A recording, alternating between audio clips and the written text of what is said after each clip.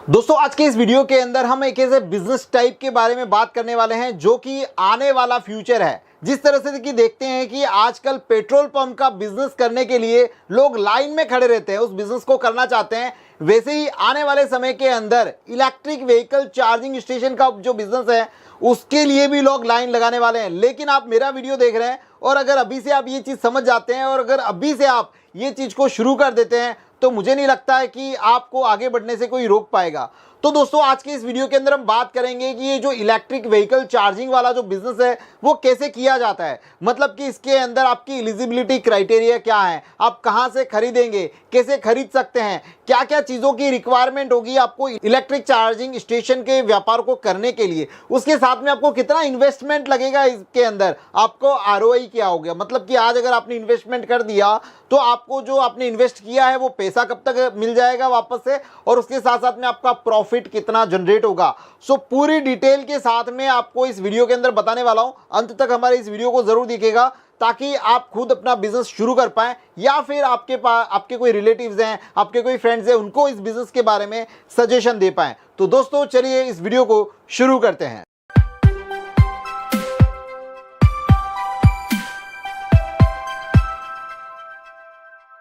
जैसा कि दोस्तों आप लोग देख रहे हैं कि ईवी का जो मार्केट है वो दिन बर दिन बढ़ता ही जा रहा है। एक सर्वे के अनुसार 2021 के अंदर इंडिया के अंदर करीबन 7.5 लाख ईवी थे। अभी अगर 2023 के अंदर बात करूं, 2022-2023 के अंदर, तो ये जो ग्राफ देख रहे हो वो किस कदर से बढ़ रहा है। करीबन 44 से 45% CAGR जो है इसका वो होने लगा है। और इकोनॉमिक टाइम सर्वे के अनुसार आगे आने वाले 2030 के अंदर इंडिया के अंदर ईवी का जो मार्केट है, यानी कि ईवी जो गाड़ियां होगी वो 1 करोड़ को क्रॉस हो जाएगी। तो बट ऑब्वियस है कि यहां पर अगर इतनी सारी गाड़ियां आएगी तो इनको चार्जिंग करने के लिए भी आप चार्जिंग स्टेशंस की जरूरत पड़ेगी। अब आपके दिमाग में एक सवाल आ रहा होगा कि यार ये चार्जिंग तो खुद उनके घर पे ही कर लेंगे, तो फिर चार्जिंग स्टेशन पे लोग आएंगे क्यों? देखिए दोस्तों, जो घर की जो चार्जिंग होती है इलेक्ट्रिक व्हीकल के लिए वो इतनी सेफ नहीं मानी जाती, और प्लस उसके अंदर टाइमिंग काफ़ी ज़्यादा लगता है। तो यहाँ पर जो ईवी चार्जर्स होते हैं वो स्पेसिफिक बहुत सारे सेफ्टी फीचर्स के साथ में आते हैं और आपकी गाड़ी की बैटरी की हेल्थ को भी मतलब काफ़ी इम्पैक्ट करता है। और बहुत सारे ऐसे सेफ्टी फीचर, जैसा कि आप देख रहे हैं, इतने सारे सेफ्टी फीचर आपको यहाँ पर देखने के लिए मिलते हैं। तो बट ऑब्वियसली हर कोई यही चाहेगा कि यार मैं अपनी गाड़ी कहीं पे चार्जिंग पे लगा दूं और मेरा काम हो जाए, मैं इन झंझट में नहीं पड़ना चाहता। इस वजह से ये इलेक्ट्रिक चार्जिंग का जो स्टेशन है वो आगे जाके पॉपुलर होने वाला है। दोस्तों चार्जर दो तरह के होते हैं, एक एसी चार्जर्स होते हैं और एक डीसी चार्जर्स होते हैं। एसी चार्जर्स के अंदर क्या होता है कि अगर आप आपके गाड़ी अगर चार्जिंग पे लगाते हैं तो करीबन 4 घंटे के अंदर यहाँ पर आपकी गाड़ी है वो फुल चार्ज होती है। और जो डीसी चार्जर्स होते हैं वो क्या होते हैं, जहां पर अगर आप गाड़ी लगाते हो चार्जिंग के अंदर तो करीबन 1 घंटे के अंदर आपकी गाड़ी फुल हो जाती है। अब हमारे दिमाग में ये सवाल आता है कि यार 4 घंटे तक कौन खड़ा रहेगा? तो दोस्तों आप लोगों की इंफॉर्मेशन के लिए बता दूं कि कभी भी कोई गाड़ी आप चार्जिंग पे रखोगे या फिर चार्जिंग करवाने के लिए जाओगे तो कोई वो जीरो नहीं होगी, बट ऑब्वियसली उसके अंदर 20% 30% की चार्जिंग होगी। तो बट ऑब्वियसली यहाँ पर आपके अंदर जो चार्जिंग का टाइम है वो कम लगने वाला है। ये 0 से लेकर 100% तक का टाइम था। दोस्तों अब बात आती है कि इस बिजनेस को शुरू करने के लिए आपको लैंड कितनी चाहिए, राइट, कि आपको लैंड क्या चाहिए, डॉक्यूमेंटेशन क्या चाहिए और क्या क्या करना पड़ेगा। तो दोस्तों यहां पर लैंड ना के बराबर चाहिए। जहां पर भी कोई भी व्हीकल, चाहे 4 व्हीलर हो या फिर 2 व्हीलर हो, अगर आपके पास में पार्किंग करवाने की जगह है, फॉर एग्जांपल आपकी कोई शॉप है और शॉप के बाहर अगर कोई गाड़ी पार्क कर सकता है तो वहां पर भी ये स्टेशन आप लगा सकते हो। एज वेल एज अगर आपके पास में बड़ी जगह है तो आप बड़ी जगह पर भी इलेक्ट्रिक चार्जिंग स्टेशन आप लगवा सकते हैं। इसके लिए जो एरिया है वो करीबन 225 स्क्वायर फीट का एरिया माना जाता है, क्योंकि 225 स्क्वायर फीट के एरिया के अंदर आप 2 4 व्हीलर खड़ी रख सकते हैं या फिर 1 4 व्हीलर 2 2 व्हीलर खड़ी रख सकते हैं, या फिर आप यहां पर 3 व्हीलर जो है वो 3 खड़ी कर सकते हैं। दूसरी चीज कि यहां पर जब भी आप चार्जिंग स्टेशन को लगाते हैं उसका जो भी लोड होगा उसके अकॉर्डिंग आपको इलेक्ट्रिसिटी बोर्ड में अप्लाई करना पड़ेगा। मतलब वो एक छोटी सी एक फॉर्मेलिटी है, तो आपका जो लोड है वो उतना बढ़ा दिया जाएगा और आप उस चार्जिंग स्टेशन का यूज कर पाएंगे। और तीसरी चीज यहां पर आपको एक इंटरनेट कनेक्टिविटी आपको देनी पड़ेगी, चाहे आप ब्रॉडबैंड दे दो या फिर आजकल सिम बेस्ड जो राउटर्स आते हैं उसके थ्रू भी दे सकते हो। और अभी ये जो चार्जिंग स्टेशन आते हैं उसके अंदर भी सिम लगाने का ऑप्शन आपको देखने के लिए मिलता है। अब दोस्तों यहां पर मैं चार्जिंग स्टेशन के प्रोडक्ट के बारे में बात करूं तो बहुत सारे एसी चार्जर्स आते हैं जो कुछ इस तरह के हैं और कुछ डीसी चार्जेस आते हैं, वो कुछ इस तरह के होते हैं। दोस्तों अभी बात करते हैं यहाँ पर इन्वेस्टमेंट की, कि मुझे पैसा कितना लगेगा। यहाँ पर जगह की बात होगी तो अब इन्वेस्टमेंट की बात करते हैं।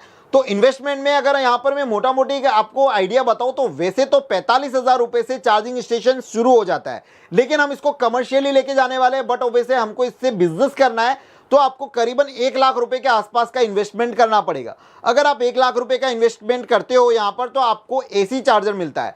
एसी चार्जर जो है वो 45,000 रुपए से लेकर 2 लाख रुपए के अंदर आपको एसी चार्जर्स देखने के लिए मिलेंगे। अगर हम बात करें यहाँ पर डीसी चार्जर्स के बारे में, तो डीसी चार्जर्स कॉस्टली आते हैं, वहां पर आपको करीबन 6 लाख रुपए से लेकर 27 लाख रुपए तक का इन्वेस्टमेंट करते हैं तो आपको डीसी चार्जर्स देखने के लिए मिलते हैं।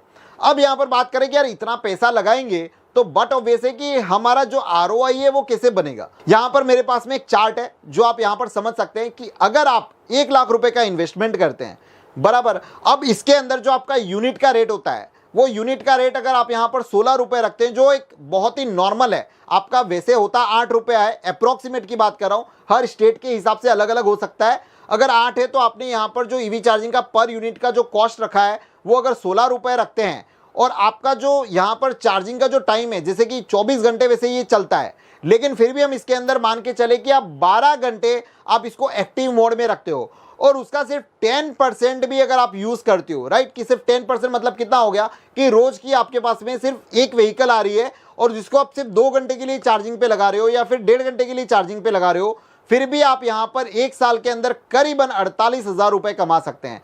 और अगर इसका जो आपका रेशो है वो अगर बढ़ जाता है तो बट ऑब्वियस है आज हमारे यहाँ पर जो व्हीकल्स हैं वो थोड़े कम है, लेकिन आगे आने वाले फ्यूचर के अंदर आप करीबन 20%, 50%, 60%, 80% तक अगर जितने ज़्यादा व्हीकल्स आपके पास में आएंगे आपका जो पैसा है वो डबल डबल डबल होता ही जाएगा। ये चार्ट पूरा क्लियर है यहाँ पर कि अगर आपने 1 लाख रुपए इन्वेस्ट किया है और यहाँ पर जो आपका ये जो चार्जिंग स्टेशन है वो 60% फुल चलता है, कि 60% यहाँ पर चार्जिंग हो रही है, रोज की 5 घंटे यहाँ पर लोग आके चार्ज कर रहे हैं, तो आपका जो पैसा है वो 1 साल के अंदर ही डबल हो जाता है। अब आप सोच सकते हैं कि ये बिजनेस अपने आप में कितना बड़ा है। आगे आने वाले समय में आप आपकी शॉप के बाहर इस चीज को इंस्टॉल करवा सकते हो। अगर आप रेस्टोरेंट या फिर होटल वाले बिजनेस में हो वहां पर भी आप चार्जिंग स्टेशन लगा सकते हो। हाईवे से टच अगर आपके पास में जगह है या फिर आप रेंट पे ले सकते हो, वहां पर इस चीज का काफी अच्छे से यूटिलाइजेशन हो सकता है। उसके साथ साथ में आप किसी के साथ में कोलैबोरेट कर सकते हो। फॉर एग्जांपल किसी के पास में ऐसी पार्किंग की जगह है लेकिन वो इन्वेस्टमेंट नहीं कर सकता, तो आप उसके साथ में कोलैबोरेट करके वहां पर भी ये चार्जिंग स्टेशन लगा सकते हो और आप कोलैबोरेट कर सकते हो। अब आप बोलोगे कि यार इसके अंदर सबसे बड़ा फायदा क्या है, यहां पर तो इतना हो रहा है।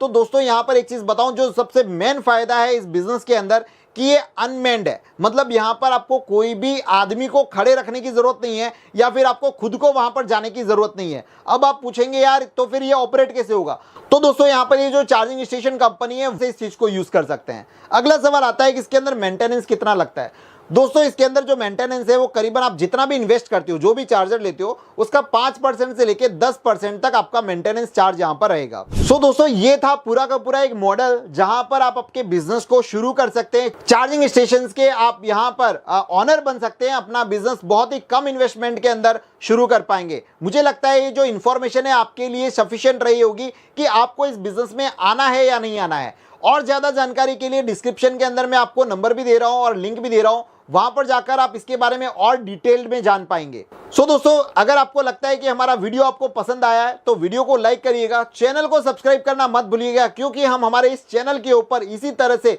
बहुत सारी अलग अलग तरह के जो बिजनेसेस होते हैं जहां से आप पैसा अर्न कर सकते हैं, अपने बिजनेस को बड़ा कर सकते हैं, वैसी इंफॉर्मेशन लेकर आते रहते हैं।